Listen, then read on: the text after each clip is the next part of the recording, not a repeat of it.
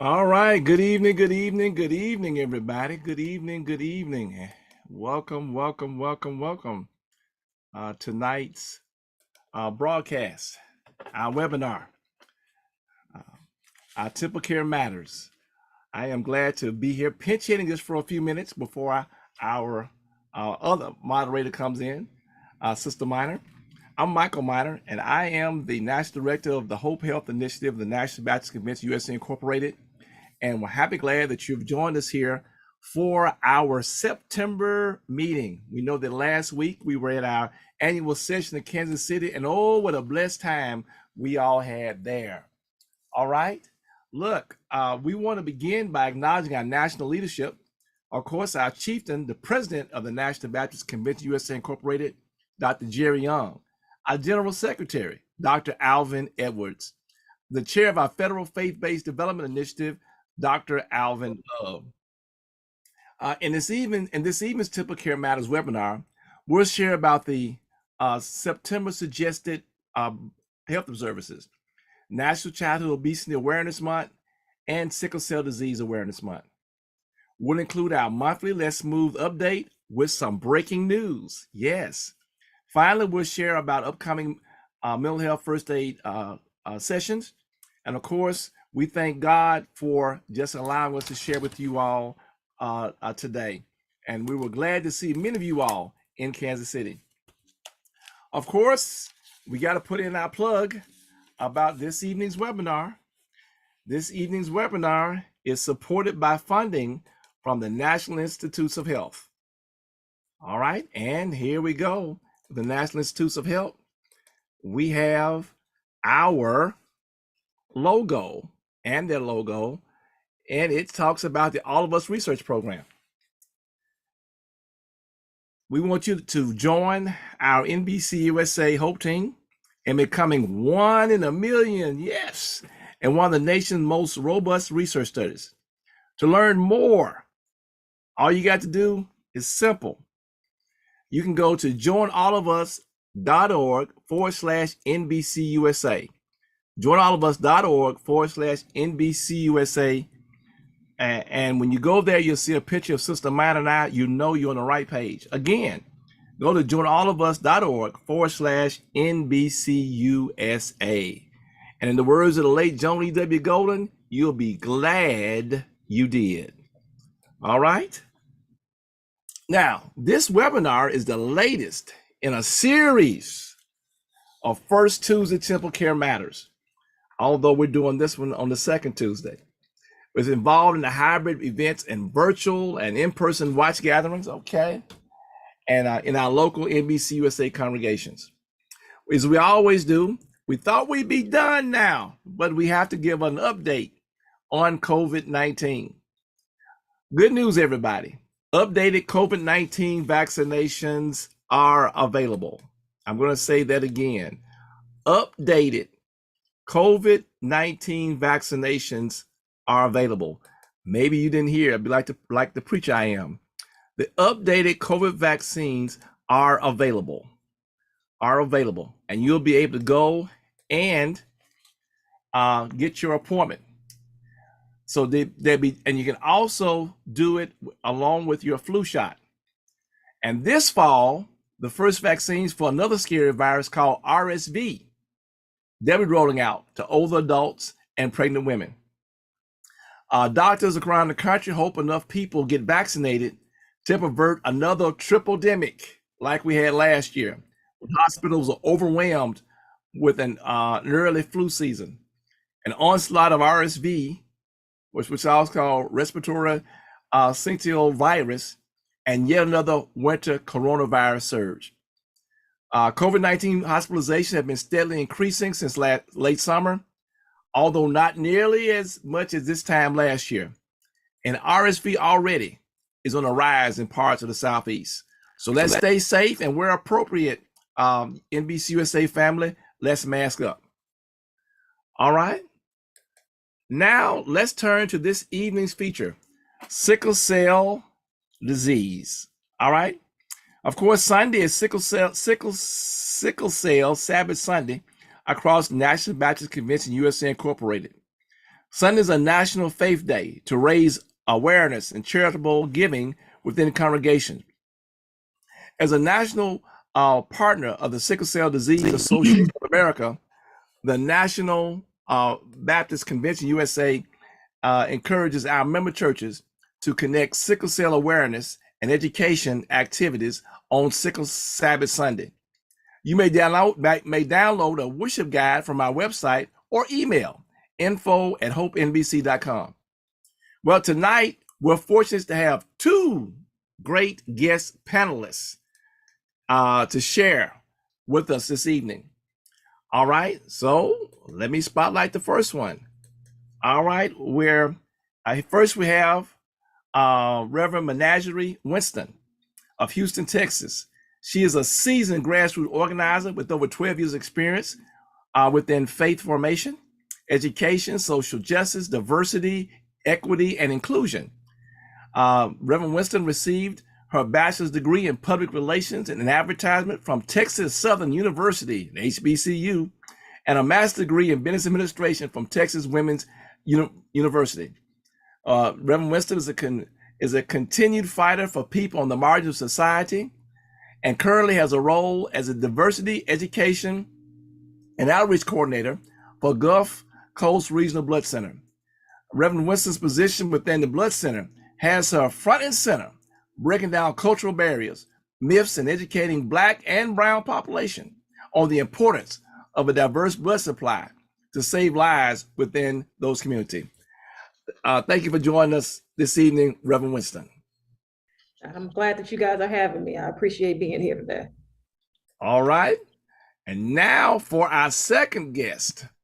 Okay. We have Sister Deborah Sanders, a native of Houston, Texas. She graduated from Mansfield Business College. Deborah's been married for 38 years. She has 2 boys, 6 grandchildren. She attends Cliffdale Baptist Church in Houston, Texas, where her husband is Pastor Fred Sanders III. That makes her a first lady too now. Deborah has worked for the Houston Police Department for 38 years as a senior police service officer. After 38 years of service, she retired in February 2020. Deborah enjoys serving the Lord, cooking, baking, helping the elderly, helping hurting women, seeking help for youth, helping people any way she can. She has a baking business and a ministry program called CG Swag, God's Gifted Servant with Achievable Goal. Thanks for joining us this evening, Sister Sanders. All right. So now we're going to bring up Sister Copper, Linda Copper, our NBCUSA Southwest 2 Regional Coordinator. She will moderate our sickle cell discussion, and I'm going to bring up Reverend Newsom And all right, we're gonna be in. There we go. All right, Sister Copra, All righty. we're in your hands. Okay. Well, thank you, Dr. Minor. And again, good evening, everyone. Thank you, Reverend Menagerie Winston, and of course, our very own sister, we call her Tina, Sister Deborah Sanders, First Lady Deborah Sanders. And this evening, we have several questions communicated to us for Sickle Cell Disease Awareness Month. So Reverend Winston, as you and Sister Deborah connect, one question is, what is sickle cell? So sickle cell is a trait that is inherited, is an inherited blood disorder caused by a genetic mutation affecting hemoglobin, the protein responsible for carrying oxygen to the red blood cells. Okay, and then we want to know about the relation between why it is important within the Black community. Why is sickle cell an important topic within the Black community or the communities of color? Mm-hmm. I would say that it's hitting the Black community most in numbers, as a lot of people may not know. So we're looking at roughly 1 in 13 African Americans actually carry the sickle cell trait. You roughly have 1 in 3 babies that are actually born with the sickle cell disease. So when you look at those numbers compared to different ethnic groups, we can understand how it's hitting our community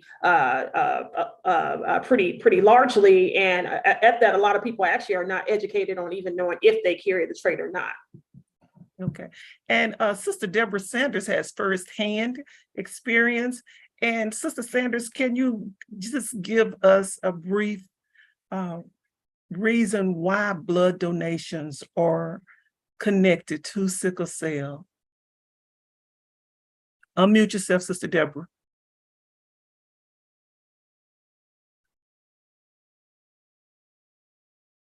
Okay, can you hear me? Yes, ma'am. Can y'all hear me? Okay, Yes, blood ma'am. donations are necessary because that's a part of the sickle cell when they're going through a crisis. And in the crisis, sometimes the medication is not doing the job it should do, and they would have to have a transfusion to get the blood back flowing. And so it's very important for the blood donations that we have, because the blood bank a lot of times are low on different types of blood that sickle cell patients need. Okay. And Now, a lot of times they have so many blood transfusions, so then it becomes hard to get blood. And Reverend Winston, with you working with the Gulf Coast Regional Blood Center, what have you heard coming from African Americans, why African Americans do not give blood? You know, some of the things that we have are 1, scared of needles. 2, we have medical mistrust. Is a big one. You know, I will simply have people that tell me that they just simply they need their blood. They don't want to give their blood, things like that. But what we have to understand is, you know, not only with sickle cell, but just even in traumatic experiences. If somebody is shot or if they're in a car accident, 9 times out of 10, if they have a rare blood type, they're needing someone that is closely related to their ethnic background. And we don't know that as people, but it is beneficial when someone has a rare blood type. And given in the city of Houston, honestly, African Americans are only showing up for about 7% compared to, and if anybody knows about the city of Houston, we have roughly almost 4 million people. And if you think about that, 7% of the blood donations that the blood center is getting is from African Americans, which is a low number, and we show up for everything else, and we honestly can show up for this. So how can we change that narrative around our community and even just health-related activities? Well, I think the first thing is, this is what I do in my job, is honestly just meeting people where they're at and asking questions and being educated about this. A lot of people wonder about the blood giving process, which a lot of times I will tell people that, we say 1 hour of your time saves multiple lives. And that's not even that you're going to be sitting in the chair and just giving your blood for 1 hour. Honestly, it's with the screening process, sitting and waiting. But the blood donation process is roughly about 15 or 20 minutes that it happens. Besides the fact that I love the snacks that you get at the blood center or anytime that you do anything, that's also a good experience. But like I said, it's something that we can do to just help save our community. And this is a way to give back that's completely free. You're not having to come out of your pocket for this. You are just simply giving your time. And in that, we all know someone that has had sickle cell. We know someone that's had cancer. We know someone that's been in some type of car accident. And to know that we're just looking at the process and not educating ourselves about it, we are literally not saving lives that we could save. And then Sister Deborah Sanders, are there any questions that you would encourage those who are wanting to give blood about the blood donor process? I guess I would just encourage people. A lot of people are just scared. A lot of them are just afraid, and they like, I'm not doing it. But I think if we put more emphasis and promote it more, you get better answers. And a lot of times we don't promote things like we should. Things that are important anyway. Like blood drive is a very important source. Because like she just said, it's not just for the sickle cell, but a lot of times in trauma, you need blood. Sometimes people just get sick and go to the hospital, have to have a blood transfusion. But in order to get people to come out and just do it, you just have to keep promoting it. Okay. Now we do have several questions from our audience. Keep pushing, keep asking and keep asking, just like you're selling stuff. Okay. And we will address a couple now, and then we'll address the rest in our extended Q&A session. One question we have here is, why does sickle cell anemia cause so many problems? I would just say that it's the disease in itself. When you're looking at different, your hemoglobin levels, and this is even when you come in to give blood, that's the number one thing that we're checking. It would need to be at 12.4, and a lot of us are, anemic or different other things. But honestly, it's just a disease itself. And like I said, how those red blood cells, which we all know that we need those red blood cells, are not receiving the oxygen that they need, and people are literally, dying from this, and they're requiring these transfusions. And what's even more bad about this process is that a lot of people are just not even educated that they might have sickle cell. So I've heard of plenty of stories of that. Hey, my brother, we think that he may have died from this. Eventually, we found out people in our family carried the trait, and he had all of these problems. And a lot of time, we're just not educated, and we're not even going to the doctor. Yeah, look at that too. We're not going to the doctor. We're not doing those things, so we don't know about it, which makes this initiative from the blood center, where we are, this is the first ever thing where we are testing African Americans for the sickle cell trait. This has never happened. Like I said, I'm the diversity coordinator at the blood center. We have an entire diversity meeting, and this is the first year ever that they're taking that initiative, since it's hit our community so much, to make sure that people are educated about this. And even me, I am 35, and I don't even know if I have the trait. So I'm making sure that this month, I give blood every 56 days, and I'll be giving blood this week, and I'll be able to know my status around this as well. Okay. And we do have one other question. Does sickle cell deal with your white blood cells? No, so like I said, it mostly deals with your red blood cells and not receiving the oxygen, and that's where those blood transfusions come into place. Okay. Well, thank you for that overview. So as we do move on, we will address the other questions later, but I see Sister Minor, and we're going to go back to Sister Minor or Dr. Minor. We're turning it over to Dr. Minor. Oh, okay. I see you, Sister Minor. All right. There you go. There you go. Okay. Hello. Thank you, Sister Carper. Thank you so much. And thank you, Reverend Winston. This has been absolutely great information that we need to know. And we all know somebody who suffers from sickle cell. I know that has been said, but we can't say it enough. We all know somebody who has sickle cell or who has the trait, and we've seen how people suffer with this disease. So there's ways that we can help. We got to try to do that. And I'll even go a step further. Our focus, and I'm going to move on to the next section. Excuse me. Our focus is on the sickle cell, obviously. But I think someone mentioned a moment ago, think about how many people just get sick. They may not be sickle cell patients, but they just need blood. That could be any of us. So this is critical. All right, let's move on. All of us research. Let's remember www.joinallofus.org/NBCUSA. That is the website to remember. That is the website to have tagged or pinned or whatever, so you can get to it and share it with people widely. Now, what does that mean?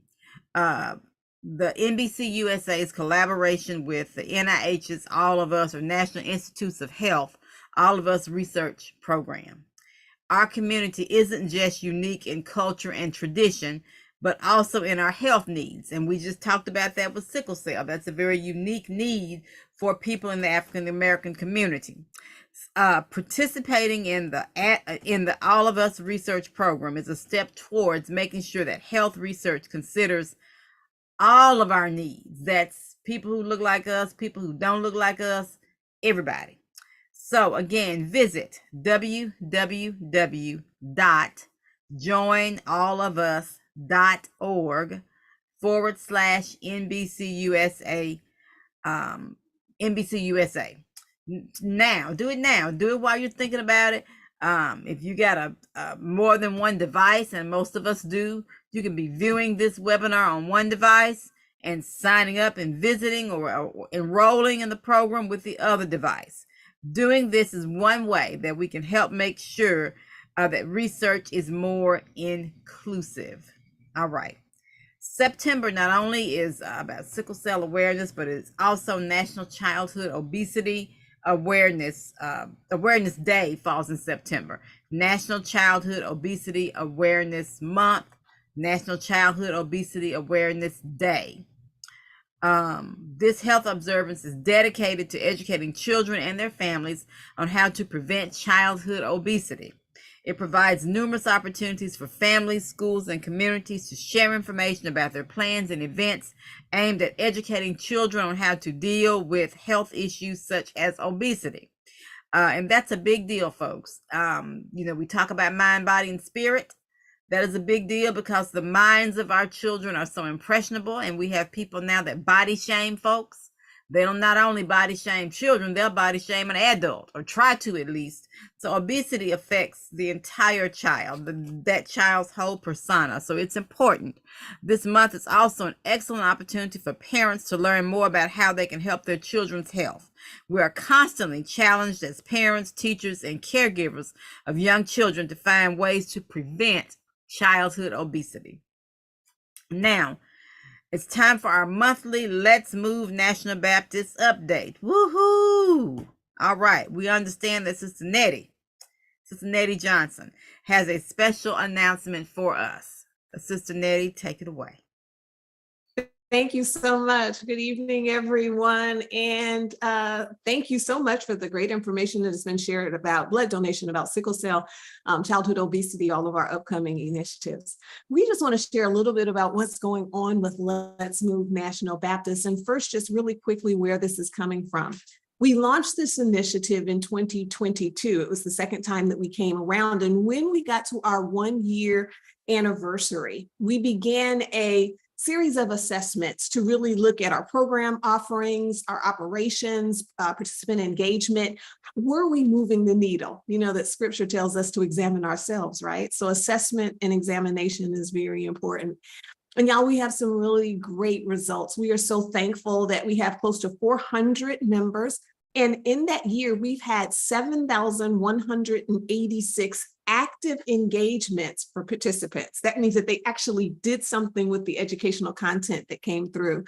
We also had close to 90 folks to attend either individual group coaching sessions or to participate in some of our deep dive master classes. So those were folks that wanted to know more. So we just thank God for that.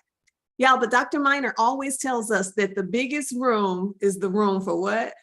Sister Miner shaking her head. That's right. He always tells us that the biggest room is the room for improvement. And so our assessment also did clarify some areas where we can improve to reach more people.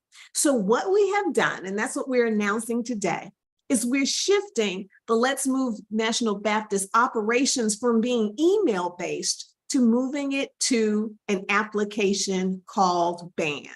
Now, there may be some JPEGs that will show up, but if not, we're just going to keep on rolling.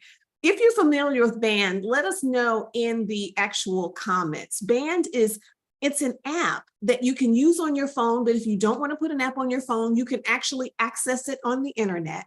But it allows you to not only connect with other people, but to share information and to be able to maintain the information in a catalog.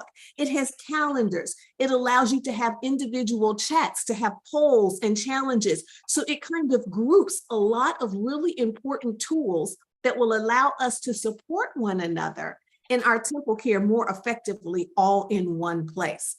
Now, in the last email that went out, that talked a bit about Band, there was an invitation for Band, and I'm going to go on ahead and pop it into the chat as well. Let me see if I can do that. If you click on that, you can join the Band. And what you will find when you come over there is you're going to find that it will allow you to post. Already in there is information about different types of exercises, events that are coming up, pieces of information. And I'm going to be sure to also include some of the sickle cell information and those types of things that were shared today over there, so you can find them in a very quick and easy place. You will also find in the posting area that everyone that is a part of Band can post. So share how you're working out, your sweaty selfies, any information that you want to share, questions that you may have. It's a connection opportunity.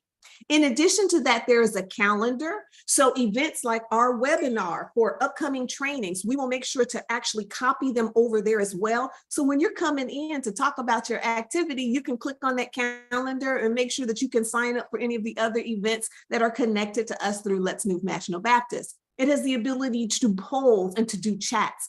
But what we're most excited about on the operations side is there is an attachments area that allows us to put all of those files and attachments that were in email that I continually heard that people would not get the email or it would go to spam. And so people were missing some of the information. Now there is an existing catalog of content so that you can get your sheets for your personal workbook. You can look up different types of exercises. You can share your actual activity minutes. You can get trackers. All of that information is in one place. So if you have not already signed up from the invitation that came out in your email, please do so. And again, that link is in the chat. Now, there's one last thing, y'all, that we want to share about Band that we're also kind of excited about. When you go into Band to join, the name of the group mirrors our TempleCare Matters webinars, and it is called TempleCare Fitness. And here is the reason why. This is part of the strategy. We have really great engagement in Let's Move National Baptist from a dedicated core. And what we want to do is we really want to move forward and to reach more people. Let's think about it, y'all. In our churches, the ministry work that we do, it's not just for the people that are within the four walls of the church or on the member roll. This information that we're sharing about COVID, about sickle cell, about blood donation, we're not just encouraging people that are in our group. This information, for us to really be impactful, has to be shared with others. So TempleCare Fitness, this band at the end of the month is going to open up to anyone who is faith-based, Christian faith-based, and wants to connect with other individuals. It is an opportunity for us to actually share the love of God, to share the message of faith-based fitness, and to also share some of the great things that Let's Move National Baptist is doing with other folks. So you will see groups of people that are in because they like chair exercise, or people that are walkers, or people that are runners, or groups that do line dance or whatever. Connect and engage as you see fit. But there is a folder specifically for Let's Move National Baptist where all of our materials are there. Y'all, we are just excited to see how this particular application can help us to be more effective in communicating, can perhaps expand our reach, can make it easier for you to find information and to connect with one another as we continue to move for our health. So again, the link is in the chat. It was also in your email. So go on ahead, join the band. And if you have any questions, there are plenty of resources that are available. So that's our update. We're excited about the change, and I hope to see you over in TempleCare Fitness. Wonderful. Thank you so much, Sister Nettie. I love the comment about posting your sweaty selfie. That was funny. But it's real. Yeah. That's what it's about. Can't hear you, Sister Nettie. Unmute again. Unmute. Unmute, Sister Nettie. You know what? God didn't want me to talk about how sweaty I am all the time. So that's what I was saying. So let me mute myself again. Oh my goodness. But that is good. That perspiration from exercise is a good thing. That is a good thing. We are out there moving our bodies. So thank you for the information. I'm excited about this band. I want to see what it looks like. Let's move on. We're going to have now Sister Bettina Campbell. She's going to give us some updates on our mental health training efforts. Come on down, Sister Bettina. Good evening, everyone. As you know, we are in the midst of a mental health crisis in our communities, and it's a national crisis, and we need to do all that we can to not only have a healthy body, but a healthy mind. We are triune beings, so if our mind and our soul is not healthy, it doesn't do our body any good to be healthy. And so what we are doing on this month is the 23rd of this month. Yes, ma'am. Saturday the 23rd, we will be offering a mental health first aid session. So it is open now for you to register. You can register by getting in touch with me at Bettina, Bettina, at HOPE.NBC.com, and I will be able to make sure that Anita, the trainer for the sessions, will register you and get you out the pre-work that you have to do. Everybody has to do pre-work, so you need your own link. And that link is special because that's how you will be able to take the certification test after you do the sessions and get your 3-year certification. So again, we will be doing it on September the 23rd. We are in the process of coming up with another date for October and November, which we will announce within the next week or so. So right now, we're asking that you sign up for our September 23rd class. It's from 9 to 4. And again, you will get a certificate for it.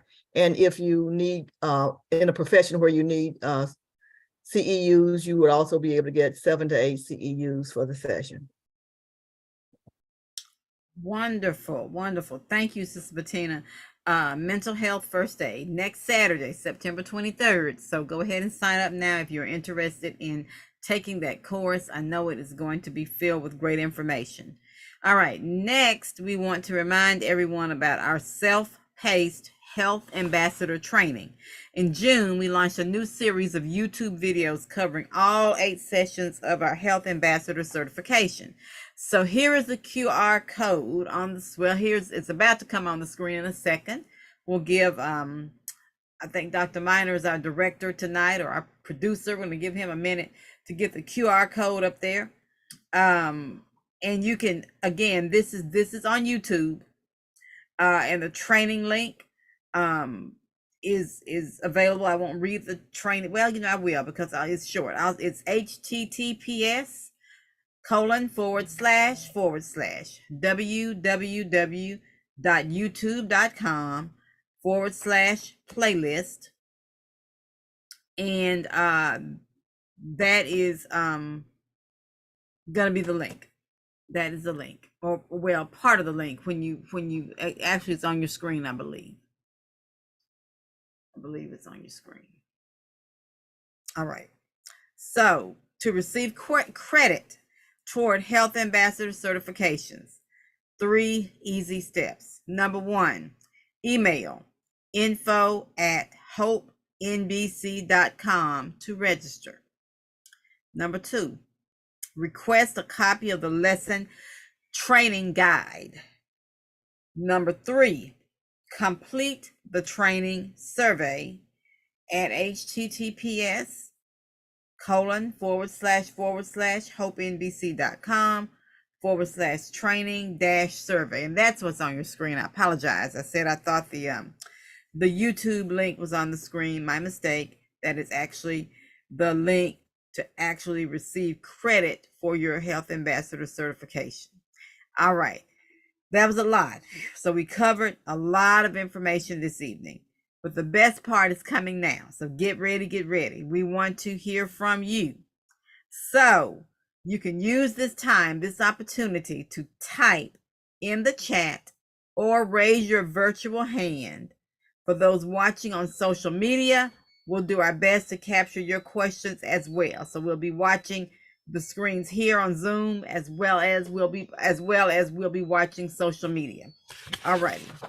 So once again, before we go further, we'd like to acknowledge a significant financial support from the NIH's All of Us research program.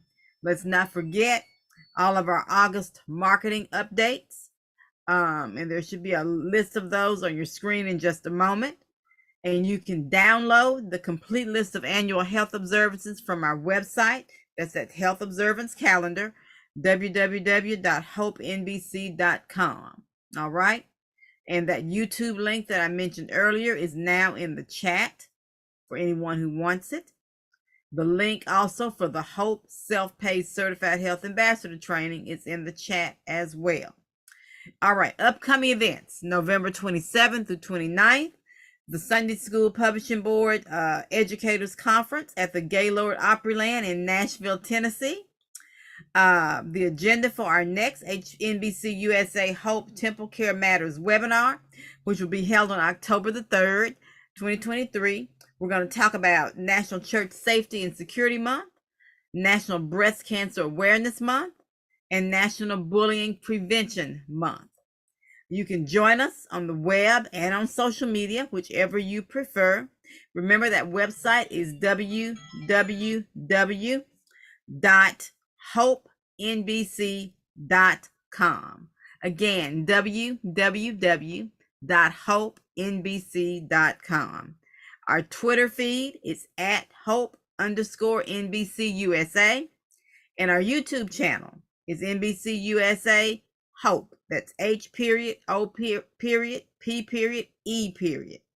If you would like to enroll in our NBCUSA Hope Health Ministry training in person or self-paced online, again, you're going to go to our website. Our email. I apologize. You're going to email us at info@hopenbc.com or call 901-603-0762.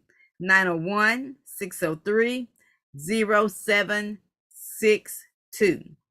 So we do appreciate all of your feedback, and we want to hear your feedback. The more information you give us about how we're doing, the better we do. As Sister Nettie and my husband have said, the biggest room in the house is the room for improvement.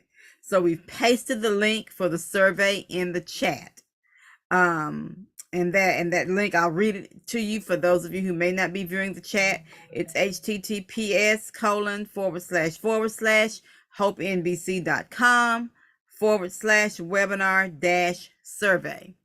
And Sister Copper has posted in the chat, for those of you who may not be able to see it, the mental health first aid link for next Saturday, the 23rd. MHFHA, Mental Health First Aid, MHFA, 4, the number 4, me, Mental Health First Aid for Me, at gmail.com. and you respond or you reply, you state in that message, I want in on this session. And that's not the link, that's actually the, well, yeah, it is a link. I'm sorry. That is a an email, I'm sorry. mhfa4me@gmail.com. In that message, you can put it in the subject. You say, I want in on this session. All right. We appreciate, again, all the feedback that you give us. So don't forget the survey. Okay, let's open it up for questions. It's time for the Q&A. All right. I see a question here. Is there any printable information for congregations regarding childhood obesity and sickle cell awareness month? So the answer is yes. You can go to our website and there is information posted not only about those two things, but each month, whatever our health observance is for that month, there is information that is going to be posted or that is posted. All right. Let's see if we have other questions.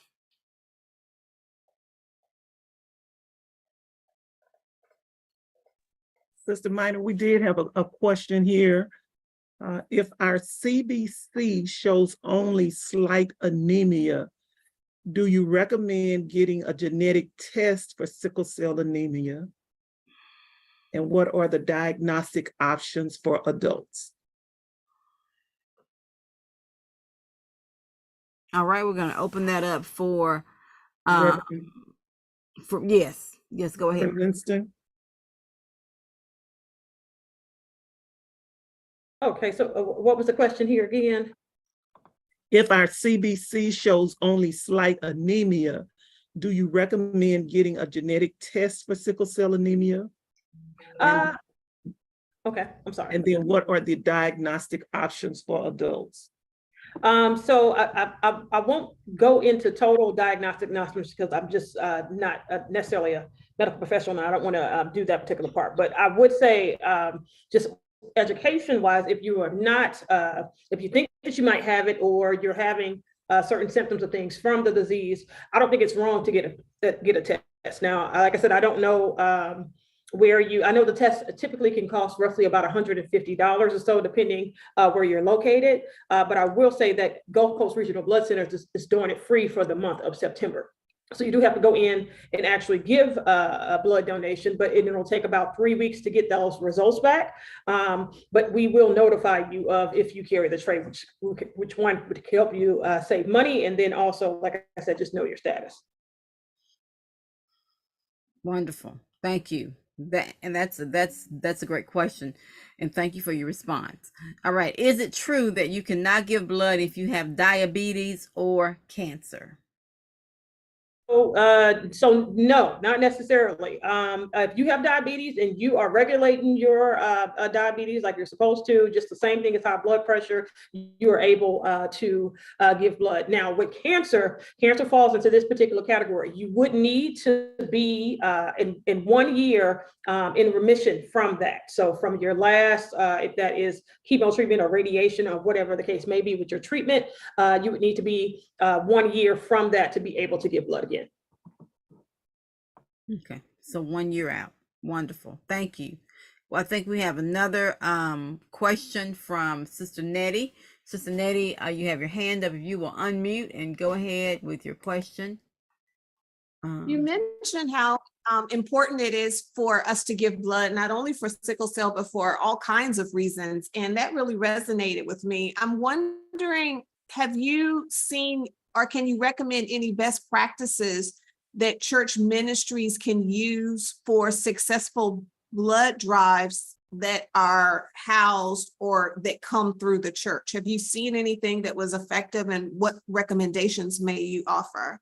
So, I actually just spoke with Brentwood Baptist Church in Houston, Texas here, and I have a blood drive scheduled with Silver Lake Church. Now, to be honest with you, it is what and what. And the reason why I say this is because I did some outreach with Time of Life Ministries. And what I noticed is when I came out and spoke to the congregation, and they have roughly about 700 members. So I came out, spoke to them. We worked on getting signups, but I took it one step further. And that's when we're just going into this education component, because and if we can all just be honest about our community, it sometimes takes us 7 or 8 times to hear something to actually go and do it. And these are just facts. Call it what you want. These are just facts of what we kind of know about our community. So given that, I did this particular event with them that Sunday. And in my head, I just said, hey, let's take this one step further. So for their Bible study that particular Wednesday, they still get roughly about 300 people in the building. So what we did is I spoke at their praise and worship service. Also went over stats, just how is your congregation represented in the community? Could you guys be doing better? Not to make it a competition, but just to be honest, what do these numbers look like? Because that can make people a lot more noticeable of these things, of how they're showing up for these churches that we also love, and we're there in the sanctuary every Sunday. On top of that, what I did is with these, because we usually have wellness ministries. So on top of that, what I did was a presentation with the wellness ministry where we again went into more stats, just why is it important to give blood? What the fact of giving blood regularly every 56 days could help. There are studies that say that can actually reduce cardiovascular disease. So looking into those things, we did that, and we ended up, this particular church, roughly you would have about 10 people sign up for donations. After I came and did those 2 particular things, we ended up having 37 people actually sign up to donate. We had 27 successful donations from them, and they actually had to turn people away just because of the sake of time. So, but I say that to say is, when I went to Brentwood Sunday, particularly, I didn't have that many signups. So it's just kind of what on one. I think that the church has to take a huge initiative when it comes to broadcasting these particular things.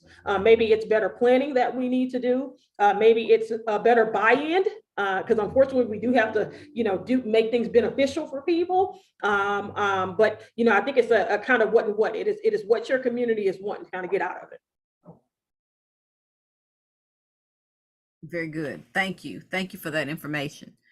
And I see some information posted now about blood drives, other blood drives in other places. I see there's one Greater Sunrise Missionary Baptist Church, Makeda Chapter 6, OES, and Cedars of Lebanon Lodge, number 4, Hope in Southwest Region, number 2, the 30th, and contact Sister Kawana Mitchell. And I'm reading this for folks that are that may not be able to see the chat, at Kawana, KAJUANNA 71@gmail.com. Thank you for that information, Sister Carper. All right. Any other questions? I don't see any more hands up right now. I don't see any other questions in the chat. Dr. Minor, are there any other questions on Facebook or YouTube? There's a question asking how the people can get a copy of the Sickle Cell Sabbath overview, or Sickle Cell Sabbath program guide.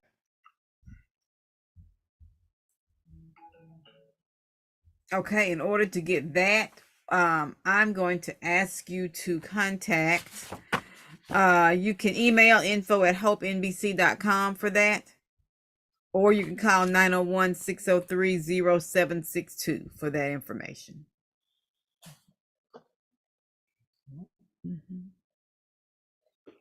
I'm looking into the chat.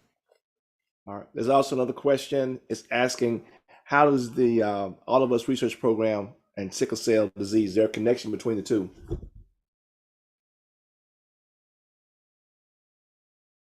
Dr. Winston? Say that again for me. Is there a connection between? Well, the All of Us research program and All of Us research program and sickle cell. I guess I actually have to probably answer that question because All of Us research program is the thing that we're doing through the National Baptist. And one of the things that's in the database, there are about 500,000 people that are in the database, and a significant number of them have sickle cell or the sickle cell trait. And as a part of this All of Us research program, they have a researcher's bench. And one of the things that they're encouraging researchers to do is use this data they have now, and hopefully we can find better treatments or a cure for sickle cell from this information. Very good. Thank you. Thank you, Dr. Miner. And I've just been reminded in the chat again to mention the September 30th blood drive at Greater Sunrise Missionary Baptist Church in Houston, Texas, 2720 Bringhurst Street. Okay. And we're asking, we've been asking the chat to give a brief description of All of Us. All righty. The All of Us research program is an offshoot of precision medicine. Think about the fact that I have on my new glasses, which I'm so proud of, and a lot of other individuals on this call have on eyeglasses, but none of us have the same prescription. My glasses are precise. They were made for me with my issues that I have with my eyes, and I have and I've had more this year. I had as we all did, or will have. If we have not had a birthday, if it's this year, if it's the Lord's will, we will have one before the end of the year. And each birthday, my eyes seem to change. So this was for me and all the stuff that my eyes are going through. Each of us has a different prescription. So when it comes to medication, it is the same with medication. One size does not fit all. But we have found historically, because people of color are fearful about research, medicines don't necessarily always work for us. Our bodies don't always respond. I will use an example. I'm not disparaging this particular medication, but I'll use an example that is a very common example that we've seen throughout the African American community. I'll use lisinopril, blood pressure medicine, as my example. It is very effective in lowering blood pressure. However, in people of color, it can be very dangerous for some because it causes swelling. That swelling can be life-threatening. Now, is that a bad drug? Of course it's not, because it controls blood pressure. The issue is that when that drug was created, when it was manufactured, the individuals who probably participated in that research were healthy, middle-aged white men. And their health issues, their needs are not always the same as ours. Gender differences, race differences, culture differences, a whole lot of things go into making the difference between the way a medicine helps one person and harms another one. So I said all that to say, what the All of Us research program does is it works to ensure that research is extended to everyone, and that prayerfully in the future, our children, our grandchildren, our great-grandchildren will benefit from medicines that better fit them, that are more precise for each individual. So what the National Institutes of Health is doing is they are looking for 1 million people to sign up for this program to participate in this non-invasive research. And hear me when I say non-invasive research. This research is very simple. You answer some questions when you log into a website. You will be directed to a place where you can give a saliva sample or a blood sample. And with those samples, or with that sample, whichever one you choose to do, you will be able to find out things about you that may not help you today, but it will help future generations be healthier. So that is what All of Us is about. It's about all of us, even though I'm focusing in this conversation on people of color, because that's who's watching this video for the most part, or who's sharing with us tonight. But it is for everybody, because who does not want to be healthy? And we have to look at why some people stay healthy, why some people get sick. And there are a million reasons. So that's why they want everybody to be 1 in a million for a better future. And this is the website, joinallofus.org/NBCUSA. All right. I hope that answered your questions. All right.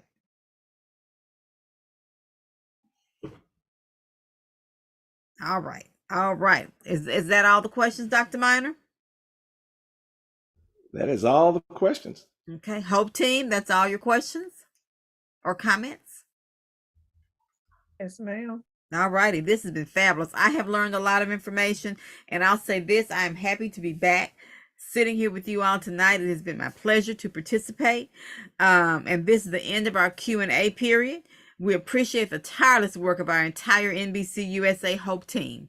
Dr. Michael O'Minor, Dr. Desi Levy, yours truly, Lottie Minor, Sister Nettie Johnson, Pastor Dexter Moraney, Sister Ellen McKnight Hill, Dr. Felisa Washington, Minister Geraldine Moore, Sister Loretta Miller, Dr. Lavora Williams, Sister Bettina Campbell, Dr. Marion Talley, and Brother Thomas Duke Robinson, and Pastor Bernard Montgomery. We appreciate everybody's work. I left somebody off, Sister Linda Carper. My list does not have everybody's name. I don't know what happened, but I hope I didn't leave anyone else off. Sister Annice Jefferson, that is our Hope team.